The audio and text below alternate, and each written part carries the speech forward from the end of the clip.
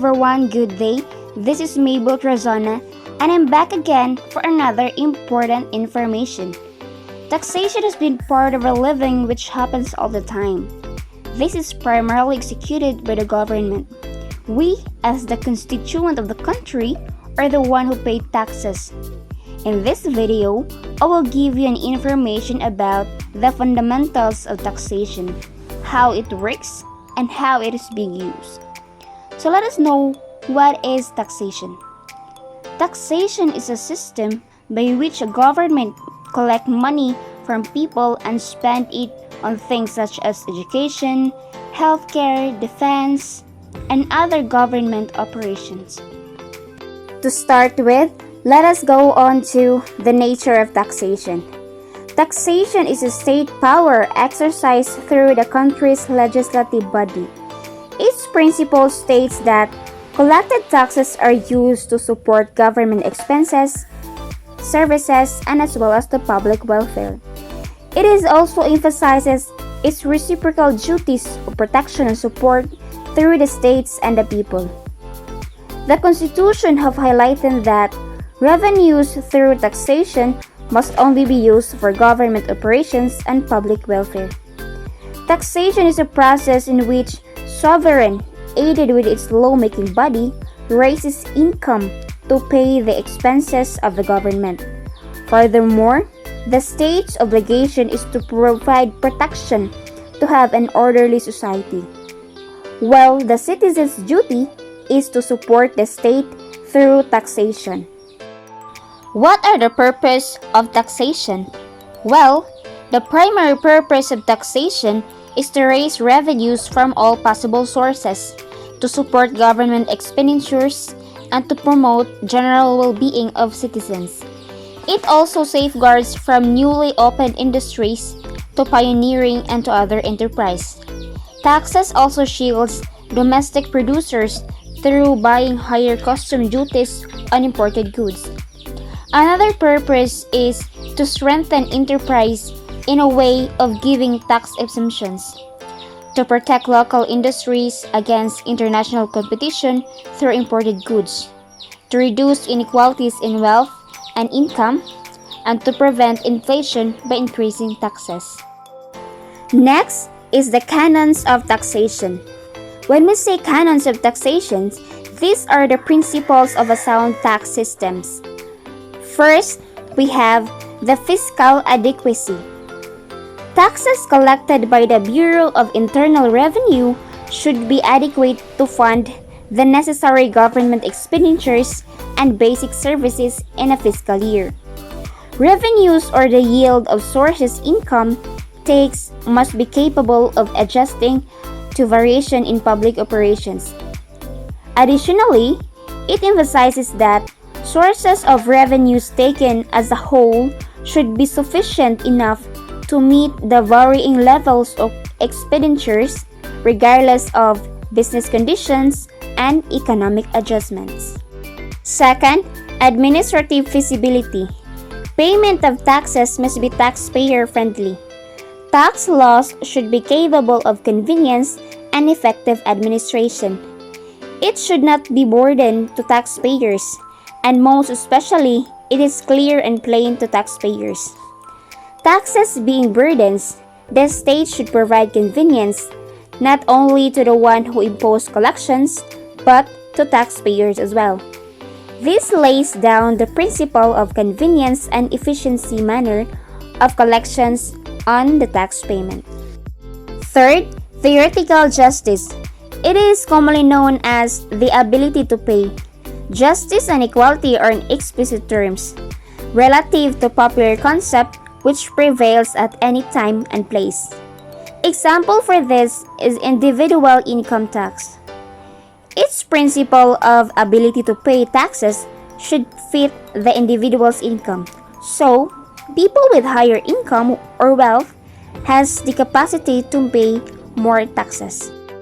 Now, let's proceed to the basis of taxation, which includes the Constitution, the fundamental law of the land, statutes, laws passed by the Congress or presidential decrees, Bureau of Internal Revenue rules and regulations, judicial decision on tax cases by the Supreme Court, provincial, city, or municipal ordinance, and observance of international agreements and administrative rulings and opinion.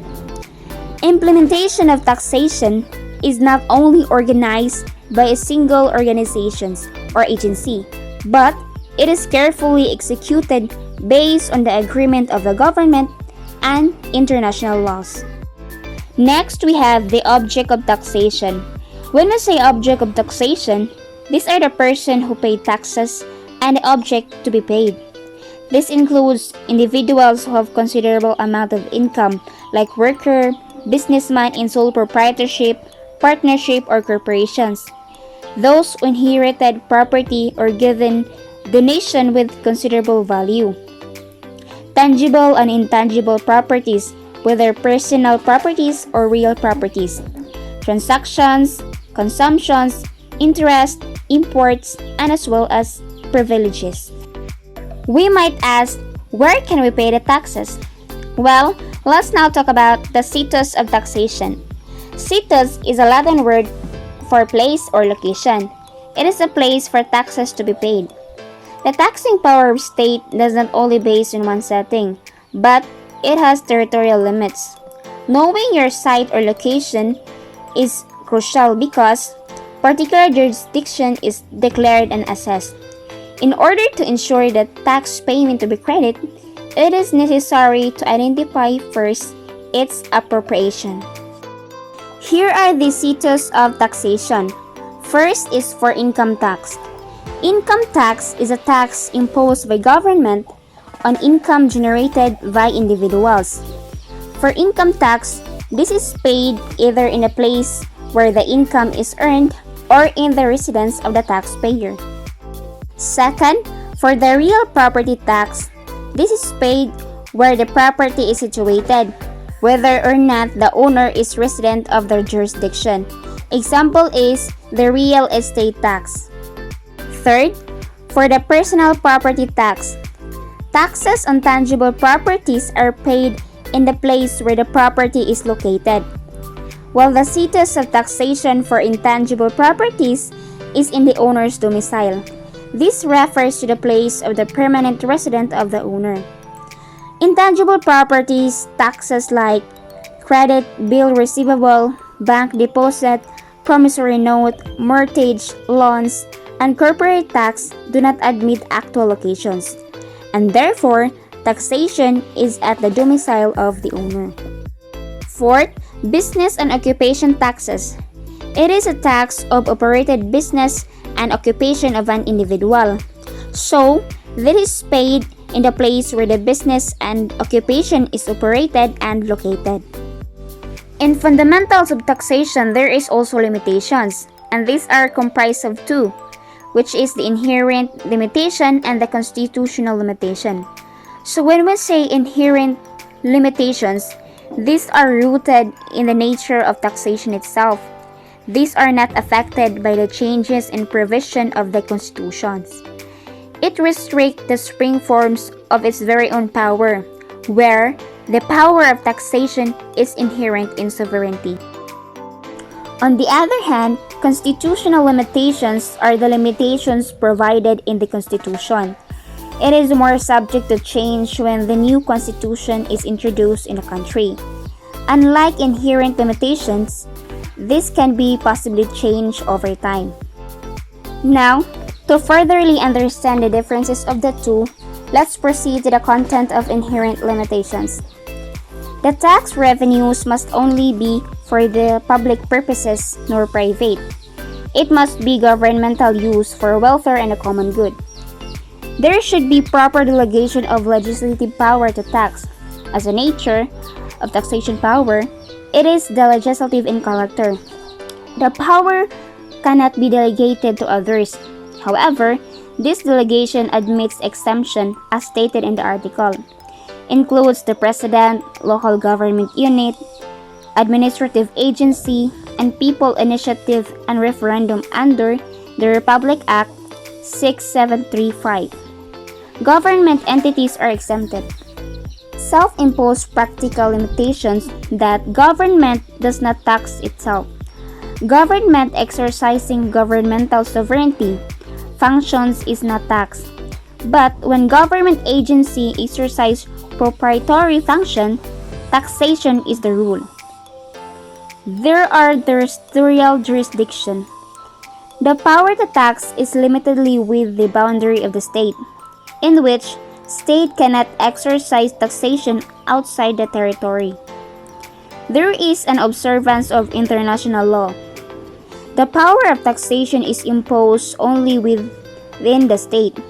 The state could not tax another sovereignty under the principle of the international basis of Article 2, Section 2. Constitutional limitations has its own characteristics. First is observance of due process. In Article 3 of the Section 14.1 of the Constitution states that no person shall be held to answer criminal offense without due process of law. When the state exercises the power of taxation, the taxing property should be subject to due process. There must be a basis for taking. On the other hand, if state exercises its power outside of the territory, or when it taxes another sovereign, it is already a violation of the due process. Number 2. Equal protection of the law. Article 3 of Section 1 states that no person shall be deprived of life, liberty, or property without due process, nor any person be denied the equal protection of the law. All persons subject to legislation must be treated alike. It's furtherly expounded that as long as there are reasonable grounds, Congress may cluster the person or properties to be taxed, and it is sufficient. In addition, if the subject or group are responsible for the same amount, then taxes on them are to be administered. Number 3. Uniformity and equity in taxation rule. The rule of taxation must be uniform and equitable and likewise progressive, as stated in the Article 6 of Section 28.1. There is a valid and reasonable classification. There is no more distinction between equality and uniformity in taxation. It should be based on one's ability to pay the intended taxes. Number 4. Prohibition against imprisonment or non-payment of poll tax. No person shall be imprisoned for a debt or non-payment of poll tax, as stated in the Article 3 of Section 20. Poll tax is a fixed amount imposed on individual residing within the territory. Example is residence tax. The debtor is responsible for payment. Before, failure to pay the poll tax is punishable under the revised administrative code. But now, the provision is enriched in our Constitution as one of the individual's rights. The prohibition of imprisonment is only for the non-payment of poll tax. However, poll tax does not include internal revenues and other taxes. That means, person can be imprisoned if fraud is being done, except for the non-payment of poll tax. Number 5. No appropriation for religious purposes. According to the Article 6 of Section 29.2, no public money or property shall be appropriated, applied, paid, or employed directly or indirectly for the use or benefit of any church, denomination, sectarian institution, or system of religion, priest, preacher, minister, dignitary as such, except when the priest, preacher, minister, or dignitary is assigned to the armed forces or any penal institution of the government or patronage. Double taxation. This will happen when an income, a property, or a transaction was imposed within two or more taxes by taxing authority in the same year. Additionally, it will occur when an object of taxation was levied within two or more taxes from a single tax basis. So there are two kinds of double taxation. First is direct duplicate, which same income taxed twice. within the taxing jurisdiction, within the same taxing authority for the same purpose, and in same taxable period. Accordingly, this taxation is prohibited because it comprises of an imposition of same property, purpose, and period, as it violates the rule of uniformity in taxation. Second, indirect duplicate. This is paid by the individuals or corporation based on two or more different taxing bases. These are not imposed by the same taxing authority. Local and national government impose taxes in same property. Unlike the direct duplicate, indirect duplicate is usually allowed as long as there is no violation in the constitution involved. Furthermore, it extends to all cases in which burden of two or more pecuniary impositions. At this point, let's have the question of government taxing itself. They may be taxed if it is derived profit through proprietary capacity, and not when revenues gained from governmental responsibility. When we say governmental responsibility, government functions includes delivery of basic services to people, while government also acts in proprietary capacity when its function is for profit. In short, government are being taxed if they exercise proprietary capacity, which is opposite to government duties and as well as responsibilities. Let us take, for instance, if government entities are establishing proprietary capacity functions like Philippine National Railway, then the entities are not exempted to tax payment. Next is the forms of escape from taxation, or called as avoiding taxation. So there are 5 ways on how to avoid taxation. First is the shifting. Shifting is passing on the tax burden from one person to another. That includes forward, backward, and onward shifting. To better understand, forward shifting follows the appropriate distribution from producer to distributor down to consumer, while the backward shifting is reverse to the forward shifting. On the other hand, onward shifting is a both combination of the two. Second is capitalization. It is reducing the price of a taxable product or services to lower the tax that will be imposed on its consumption.